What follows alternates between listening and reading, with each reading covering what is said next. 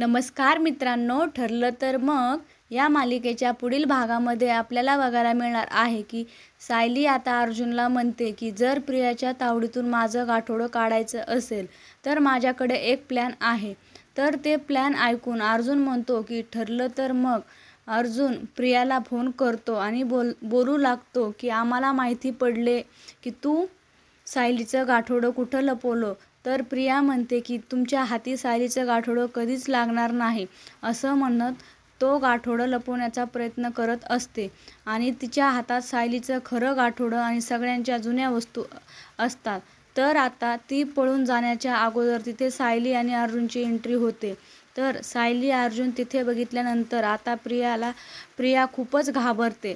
अर्जुन म्हणतो की प्रिया थांब, तिथे तुला आता कुठेही पळून जाता येणार नाही. त्यानंतर ते दोन्ही गाडीतून उतरतात आणि प्रियाला सांगू लागतात की तू आम्हाला चकवा देणार होतीस, आम्हीच तुला चकवा दिलाय.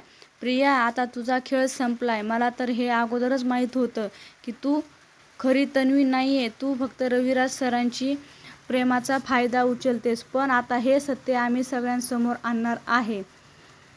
या मालिकेच्या अपडेट्स पाहण्यासाठी आपल्या चॅनलला सबस्क्राईब करा आणि व्हिडिओ आवडला असेल तर लाईक करा आणि शेअर करायला विसरू नका. धन्यवाद.